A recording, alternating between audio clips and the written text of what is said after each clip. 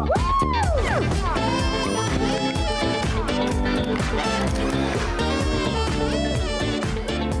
talking about Greece. We are back on the morning brew, and I am still a little bit out of breath, Greg. From You all did a that good dancing. job. Well, thanks, man. Trying. You were know? there. I am always down for dancing. I like the little pirouette. That was nice. I'm trying. Yeah. You know, I took a little bit of dance as a kid. I think it never really leaves you. You know. Took very little. Yeah. I could tell you took very little dance as a kid.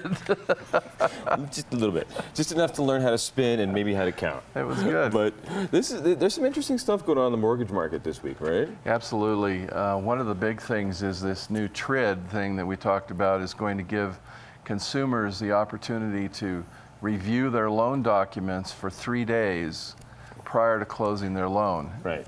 Everybody See, aren't most people like really excited? Like, hey, I'm signing my loan documents. I want my keys and I want to get my house. That's exactly right, and they want the keys as soon as they sign. Unfortunately, they're not going to be able to sign now For 3 days. until they've looked at everything for 3 days. Wow. And, you can't just say, I'm going to forego the 3-day thing. cannot forego it. Uncle Sam is protecting you and requiring that you read these things. You know, typically somebody goes into a loan closing, there's 50 documents that they sign, and the escrow officer just goes and sign here, sign here, sign Right. here. I've been there, and you just keep signing And things. if you want to read everything, they put you in a separate room, a padded room. They say, come out when you're ready to sign, you know. Right. Well, now it's a 3-day process. Wow. So what it's going to do is it's going to extend closing dates. Right now, I just saw a purchase agreement over the weekend that came in and insisted on closing in 30 days. It's going to be very hard to do that 3-day review process and close within 30 days. Yeah, So you're going to see, you don't yet. And so I would imagine most lenders are going to encourage realtors and title companies to go with 45-day closings from the date of purchase agreement approval. Okay, it's going to extend the process a week or two. Wow, because most people, I remember when I got my place, the first thing I wanted to do was get the keys and move right on in. Keys and move right in. The government and all of its wisdom is going to cause you to have to wait about 2 weeks to do that initially. Yeah. Once we get into it, I'm sure we'll figure out some efficiencies, but initially, you're going to see a bunch of 45-day contracts. Wow. Yeah. So I know that it's one of those difficult things. We hear about Greece and all the problems with Greece, and it's really hard to think about how that affects us here, but it really does, doesn't it? It's like really important, eat your spinach kind of news, right? They keep talking about it every week, keep talking about Greece. And what people need to understand is Greece has restructured and reneged on their debt to the European Union 4 times now. Right. So this isn't anything new with them. Well, how does that affect us? Well, what it does is it causes people to be very leery, investors to be very leery of the euro and the European investments.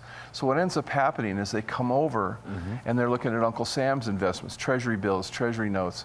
And people are standing in line right now to buy treasury bills and treasury notes. That's why Uncle Sam hasn't raised The interest rates. Because there's all kinds of demand. He doesn't have to raise interest rate. Why raise interest rates? Raise the cost of borrowing when you've got all of these potential borrowers. So actually, the Greece situation is good for us treasury here. bills, yes. Yeah, and so how does that affect the mortgage market? Well, mortgage rates are tied to treasury bills and treasury bond rates, and so they stay low. One of the things to look at, if you're looking at the European thing or the international thing, is to look at China. And they're going through some interesting, because what's happening there right now? They've actually kind of tanking. China's stock market has lost 25% of its value. In like the last week? In the last 45 days to make it, since it officially started. Right. And that's, everybody was looking at China, this dynamic economy, it kind of reminds you of Japan 20 years ago.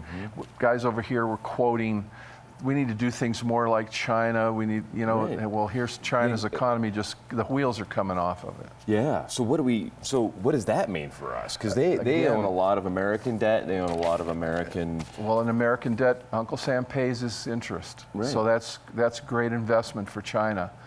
One of the things we have to hope is they don't start pulling away capital and bringing it back into the country and pulling it out of the debt markets. But right now, the Chinese yen is low against the dollar.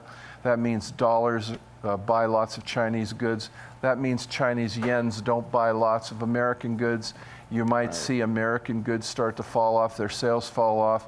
So if our companies start reporting lower sales, Miss Yellen at the Fed isn't going to be very inclined to raise interest rates. So all of this means low interest rates for a minute still. It's absolutely good great. on interest rates. So you were telling me earlier about the new May numbers are out, and younger home buyers are finally coming back. Like all of a sudden, like what happened? After we talked about them last week. Last week you were telling me, hey, millennials aren't buying houses, and then the new May numbers came out. Millennials are buying houses. I feel like a yo-yo.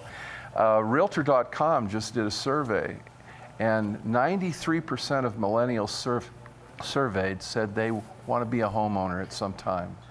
And this just spits in the face of the logic that we had. Everything we've been hearing for the last 10 years. That they want to be renters, they want flexibility and mobility over stability. Right. Well, that doesn't seem to be the case. They seem to be coming around. And first Is that time because they're getting older, maybe? Because millennials are aging up. Well, they're aging like everybody else. Right, they're in their mid-30s now. They're hitting new pinnacles of their life.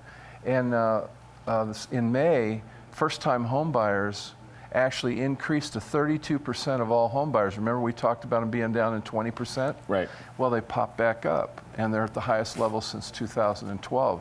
So these May numbers, second quarter numbers have just completely turned around the situation on millennials and first-time home buyers. Crazy. Well, I can't wait to hear more about that, but we'll be back in a couple of seconds on the Morning Brew, and I think we got some Duran Duran. I heard that. One of our guys here is a huge fan, Dan. I think Director Guy Dan is a big Duran Duran fan, so we're going to be probably rocking out to Duran Duran all morning. Awesome. Back in a couple of seconds. National Duran Duran Day. You didn't tell me that. I know. Next time. It's because I was hungry. Like the wolves. We'll be back in a couple of seconds on the Morning Brew.